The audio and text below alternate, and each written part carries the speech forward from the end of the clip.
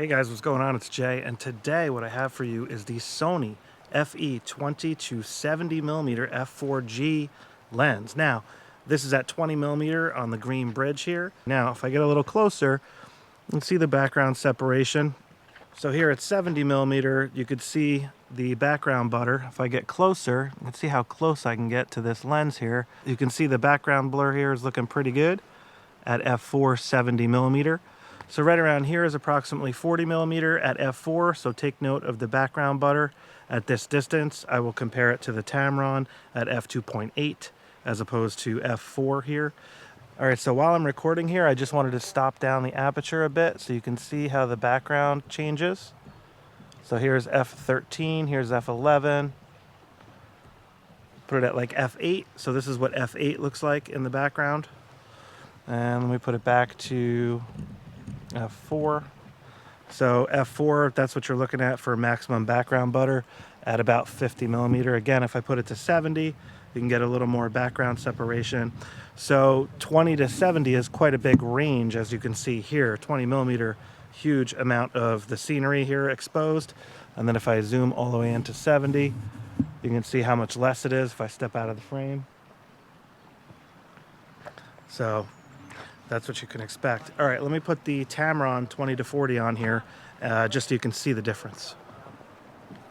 All right, guys, now I'm recording with the Tamron 20-40, and the Tamron is at f2.8. So at this distance, you should see some better background, like separation, for example. Now, let me zoom it into 40mm so you can see the background rendering at 40. And you can see it looks pretty cool. The one thing I don't like about this lens is when you zoom in, it loses focus.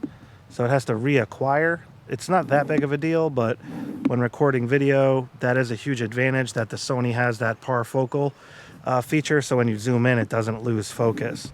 So that's worth noting if you're recording video.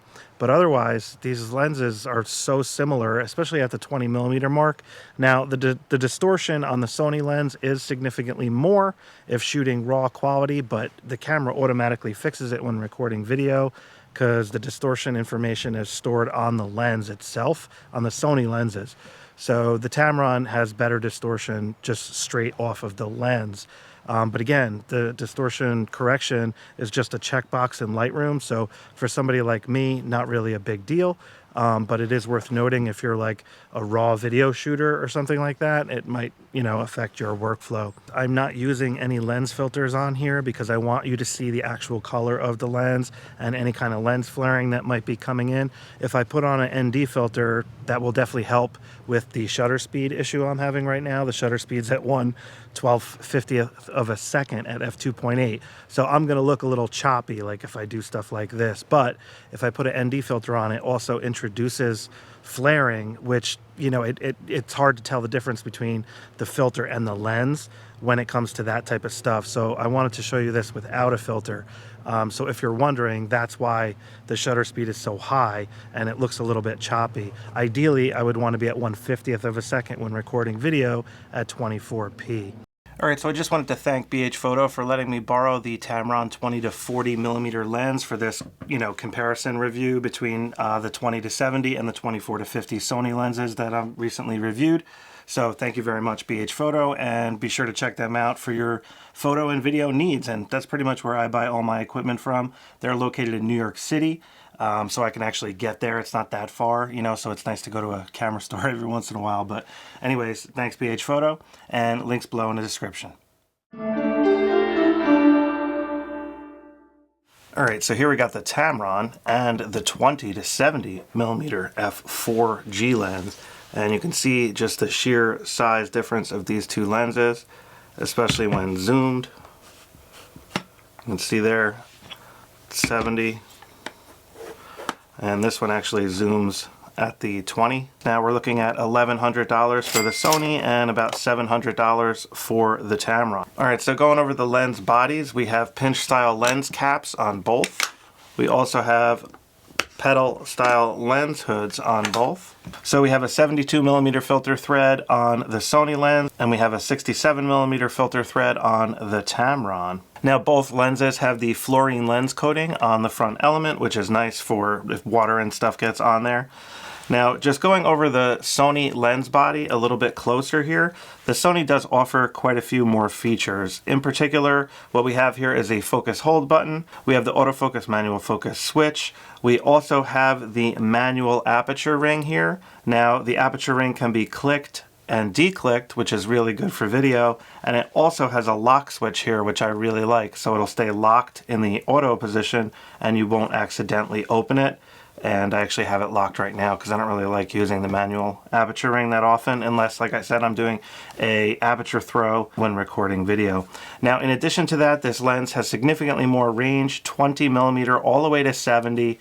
Now, it does zoom out as it goes to 70, so 70 is the zoomed out, about 2 inches there.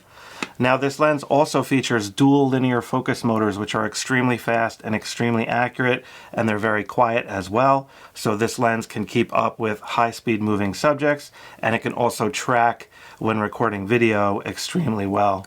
Now, in addition to the dual linear focus motors, the Sony has a 9-blade rounded aperture. And the Sony also supports focus breathing with select Sony camera bodies. Now, one other thing the Sony lens offers is parfocal, which means when you zoom in, the focus maintains itself. So if you start at 20mm and something's in focus, you could zoom right to 70 and it stays in focus. So it doesn't have to reacquire focus at 70mm. It's parfocal. Very, very nice feature, especially if you're trying to zoom in on subjects while recording video or taking photos of subjects while zooming. That focus is going to be extremely accurate the entire time. Really nice feature. Now, lastly, on the Sony, we have a very smooth focus ring. It's not the smoothest focus ring I've ever felt, but it feels pretty good. And the zoom has a little bit of friction. You can definitely feel the zoom. Feels good, but it has a little friction. You can hear it. And then looking at the back real quick, we got the rubber gasket here. Now, going over the Tamron here, we have the zoom, which is the opposite. So 20mm is zoomed out, 40mm is zoomed in. Like I said, we have the 67mm filter thread here. We also have a 9-blade rounded aperture in there. There's only one linear focus motor in here, but it's pretty decent. It doesn't work quite as good as the Sony lens, though, when recording video. It's a little bit more jerky, not quite as smooth. Now, we also have the rubber gasket on the back here, as you can see. Other than that, this lens is pretty basic. It doesn't have any switches or anything. It does have the USB-C port here for firmware updates. So when comparing the minimum focus distance on the Sony, we're looking at about 9.8 inches or 25 centimeters, and that's at 70mm, which will yield you 0.39x magnification, which is really good. So you can get really close to your subjects.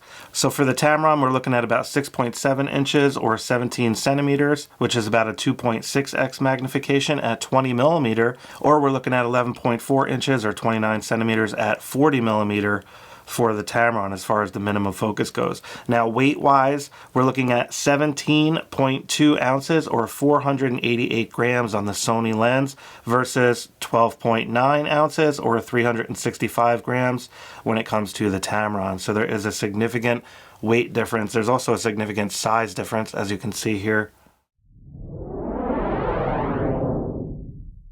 Alright guys, so here I just wanted to do a stabilization test because I'm hearing that the non-Sony lenses don't perform as well with the active stabilization as you're seeing right here. It looks really close to me. It's honestly kind of hard to tell. Maybe the Sony has a little bit of an edge. So here's the Sony at 70mm, just so you can get a look at that. And I did another static test here of my son Jace. Alright, so here's recording with the Sony 20-70 at 40mm, and I have active stabilization on. I'm sitting on the couch next to Jace, hand holding it as best I can. I'm going to put the Tamron on in a second to compare. Now this is at f4, so remember the Tamron has the faster max aperture of f2.8, so right now the ISO is at 2500. It's actually going between 2500 and 3200. So in lower light, the Tamron is going to be a better option. At least for having a lower ISO. Let me just zoom into 70 here so you can see how steady this is.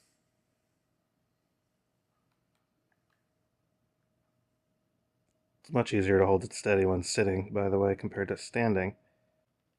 Alright, so now I'm recording with this Tamron. I'm at 40mm f2.8, and oddly the ISO, oh no, there we go, the ISO is at 1600 now. I do have the active stabilization on. Seems to be working pretty good. There's 20mm.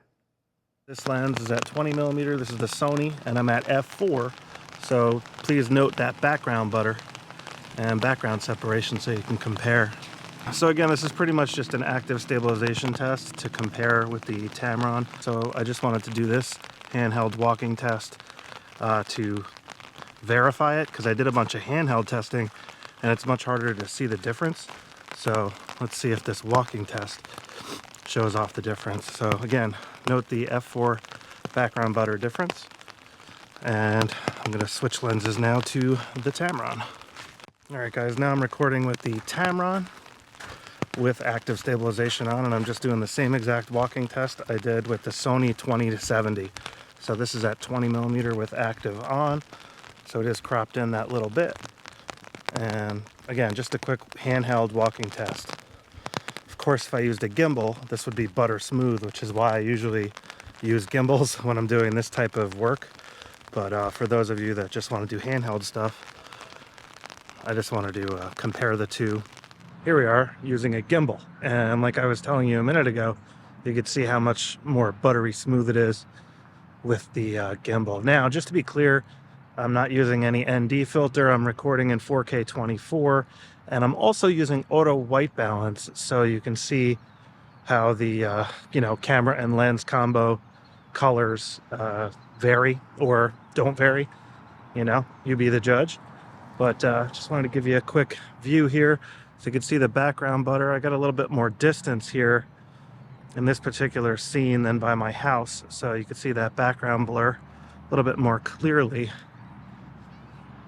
Now I'm at 20mm right now using the Sony 20-70, and of course I'm at f4. So now I'm at around 50mm, and you can see the background butter is going to look a little bit better at around 50 or so. Okay, right around here should be about 40mm f4. So we'll compare this to the Tamron in a second. But, the downside of the Sony lens in this scenario for sure is the weight, because my shoulder is getting pretty tired pretty quick with this combo. All right, so here at 70mm, just wanted to show you a little bit more of the background separation. This branch, I can get even closer to the branch. You can see there. I'll compare this to the Tamron in a second. So again, at f4, 70mm. All right, let's put the Tamron on. So here's the Tamron, and this is at the maximum 40mm f2.8. So I just wanted to show you that quick. And now you can see me here. This is the Tamron at 40mm. And again, I'm using auto white balance. The difference is here I'm at f2.8. So that background butter, you can see the rail trail behind me. All right, so now here's 20mm at f2.8. So again, note that background butter. And other aspects of this lens: color, clarity, sharpness, how it's handling that background, and the auto exposure and stuff. Should be prioritizing my face. And I can tell you, the Tamron is way easier to hold on a gimbal. There's no doubt about it. So if you're doing gimbal work, I would definitely rather have the lighter weight Tamron when comparing just these two lenses. I actually have the Sony 20mm f1.8 G lens, which I normally use if I'm actually doing gimbal work. So I have a 20mm f1.8 prime lens that looks very similar to this, except it's f1.8 instead of f2.8. So the background's even more buttery with that lens, but this lens is very versatile.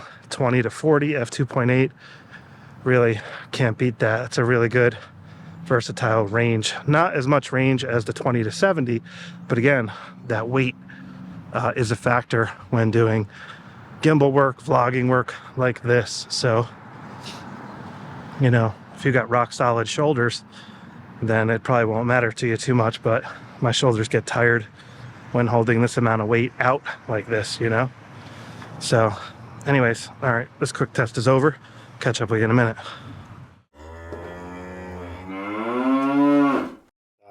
So this is 20mm, and now this is 50 all the way to 70. So that's the kind of range you can expect. So let me just select the background here. I'm just using touch to focus. And you can see it switch to the background nice and smooth because of how I have the focus transition speed set. I'll just bring it back to the dollar bill.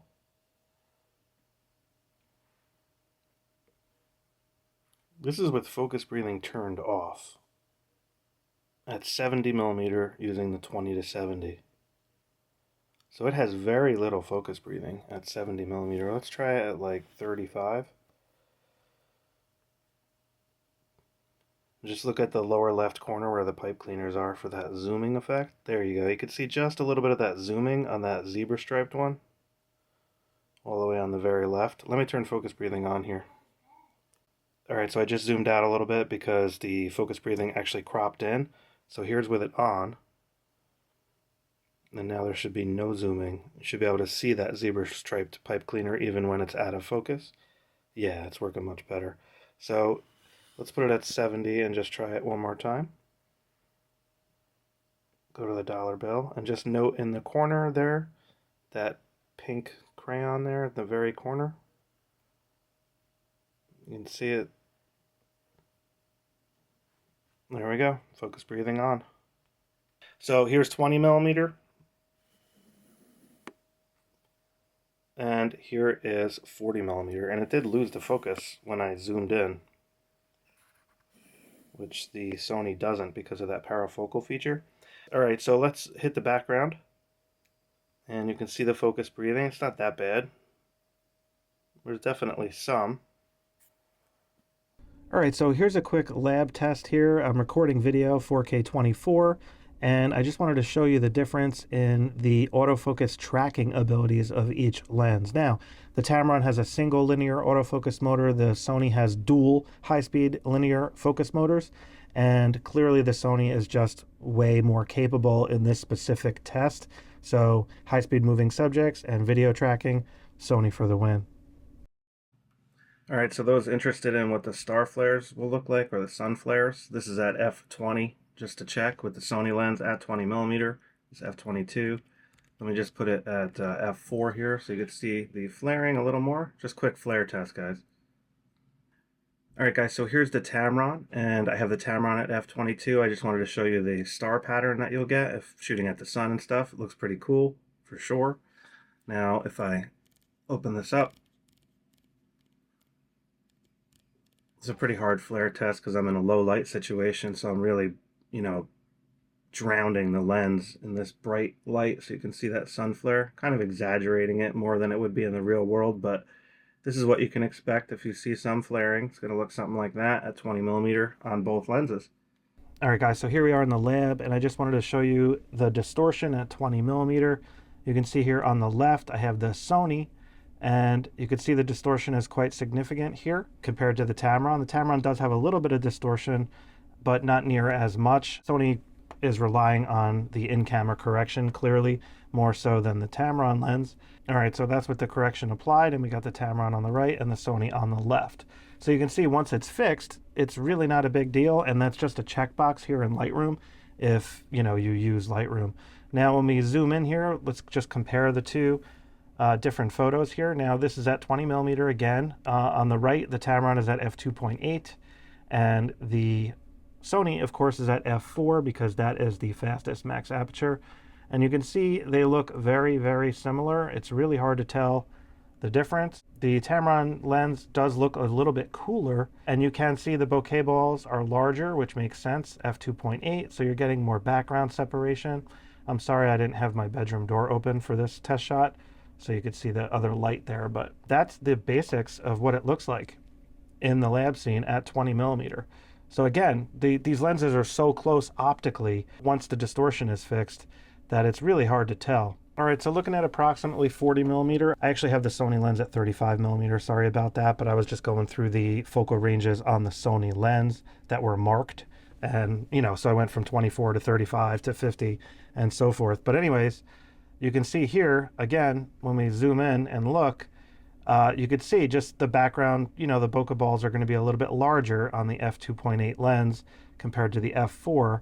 Otherwise, we're looking very, very similar and very good quality across the board. Just a little bit cooler looking on the Tamron side here, but sharpness and everything is really good. You could see it's a little bit softer here on the Tamron in the corner at 40mm than the Sony at 35mm in this quick comparison, but you know, the corner is a little bit more in the corner on the Tamron lens. So here I just wanted to show you maximum magnification, and here on the Tamron at 20mm we get the 0.26 magnification, and on the Sony we get 0.39 magnification here at 70mm. So you can see the difference is pretty significant as far as the magnification and so forth. Now the colors on this test, I did have the white balance set to auto on the Sony, and so they're a little bit off there. Sorry they're not matched better, but that is definitely my fault. So I just wanted to show you the Sony here. So this is the corrected 20mm. Now this is 24mm, 28mm, 35mm, 50mm, and 70mm. So we're looking at 20mm for the Tamron, and here's 40. So I just wanted to show you that zoom range. Now looking at the minimum focus distance, if I just walk through here at 70, just wanted to show you what this looks like. We're looking at f8. Here's f11, f16, and f22. And again, here's the Tamron at 40mm, f2.8, f4, f5.6, f8, f11. So that's pretty much what we're looking at for the quick lab test shots here. I know they're kind of boring, but it is what it is. Now, if we go to some real world photos, I'm just going to go through these quick. I have some that are like more direct comparisons and others that are just snapshots. So this was just a snapshot with the 20-70, and you can see that 70mm reach is pretty good. Sharpness is looking good. Here's just another one looking at the water. Here's another one. I thought this was cool because the boat was in the background. But obviously I was taking a picture of this pigeon. And here's just another one of the boat. Here's just some birds in flight here. And if you zoom in, you can see just how sharp everything is. Very, very good. Now here is the Tamron at 20mm f2.8. And I was focused right here on the railing. So I wanted to show you the background separation. You can see on my car headlights here and the cars in the background what we're looking at. And now when we directly compare that to the Sony, you can see how the background separation isn't quite as good because it's f4. You can see the bokeh balls are significantly smaller here. If I zoom in, you can see that's f2.8 on the Tamron, and that is f4 on the Sony. Also, you can see the foreground detail is a little bit more because the depth of field is larger due to the f4. Here's one I was just shooting down at my tripod. So this is like the carpet down there, and the ISO is really high because the light was very, very low. So this is at ISO 10,000 at 40mm using the Tamron. And you can see it looks really good, just handheld, 1/25 of a second. Here's another one at 40mm. Looks pretty good, it's at ISO 12,800. And there's just one more at 40. Now here's just a snapshot on the counter. I got my hydrogen water bottle here. This is with the Sony lens. I was just taking a picture of the Tamron lens here, and you can see the ISO is really high. Now for a more direct comparison, here's my studio, and I just wanted to show you here. This is with the Tamron at f2.8 looking at my desk, and I focused on the laptop here. So I just wanted to show you, you can see there's any fringing or anything like that. There's just very, very minor amounts in the corner, not much at all.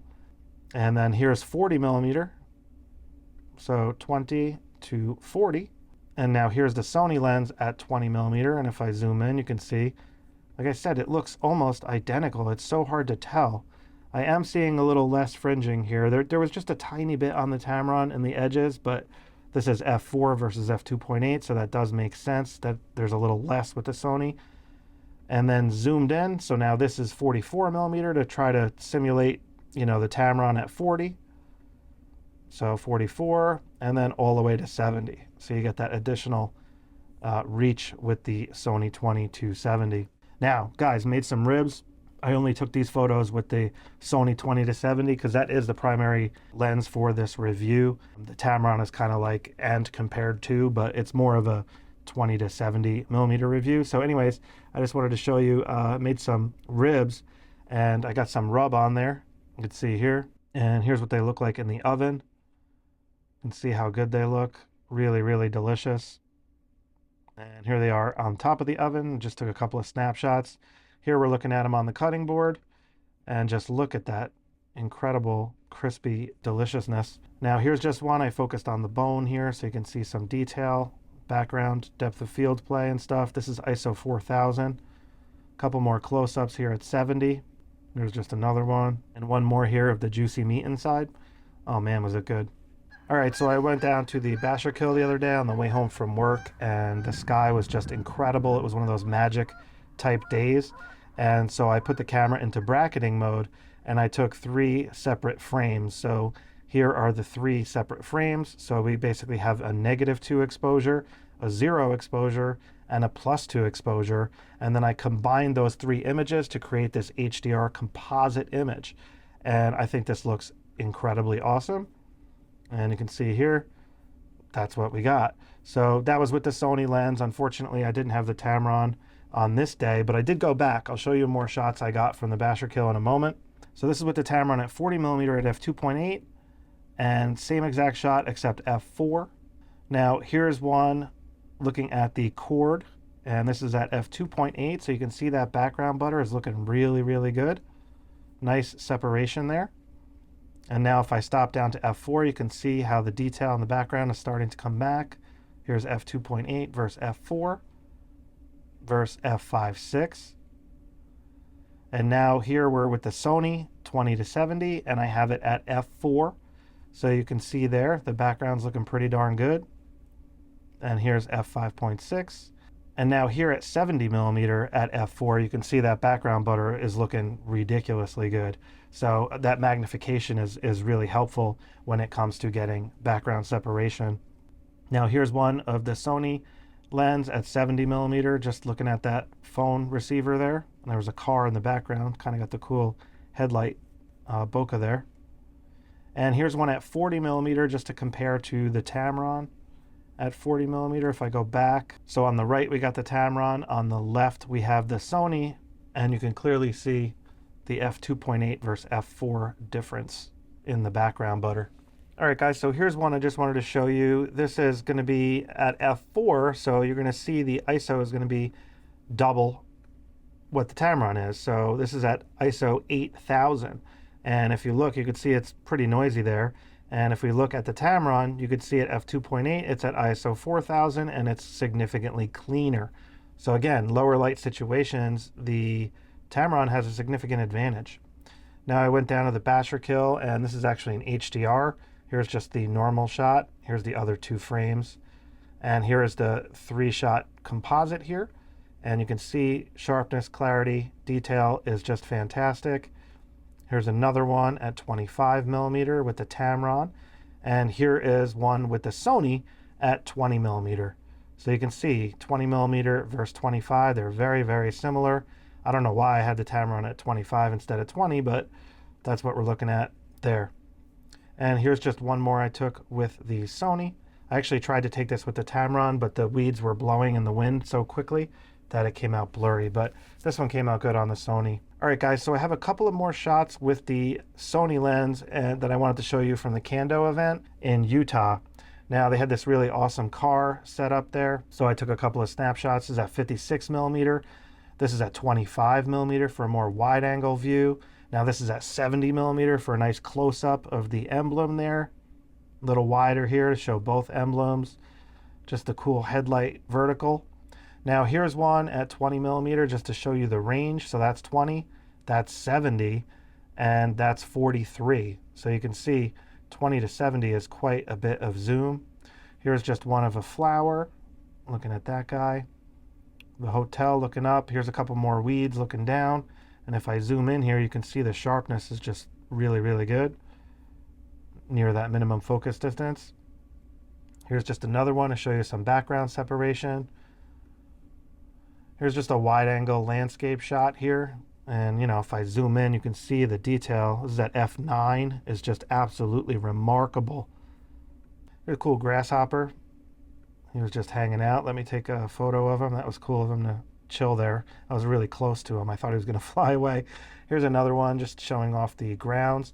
Now here's one of this cool sculpture, and you can just see that incredible detail of this guy, this explorer with his backpack and rope and stuff on his back. Really cool. Here's just another one of 70mm versus 20mm, so you can see that zoom range. So for conclusions, at the end of the day, the 20-70mm f4 Sony G lens is an excellent optic when compared to the Tamron. That's also an excellent optical choice for photos and stuff, no doubt about it. The Sony lens obviously is quite a bit more expensive, quite a bit larger, quite a bit heavier, but it has a lot more range to it. 20-70 is a lot more than 20-40, and you know, the slower f4 aperture in the real world in most cases isn't that big of a deal, but when it comes to low light and stuff like that, you know, that one stop is gonna, you know, bump up that ISO quite a bit in low light. So I showed you a couple sample photos, you know, where it's ISO 4000 on the Tamron and it's ISO 8000 when using the Sony, because, you know, f4 versus f2.8. So that's definitely worth factoring in. I also have sample photos and the lab testing photos on my website, sonyalphalab.com, if you guys want to, you know, pixel peep and check out more. That about wraps up this video. I really hope you got what you were looking for. So if this video was helpful to you, a thumbs up would be awesome, but it'd be even cooler if you hit that subscribe button, and I will catch up with you next time. All right, take care.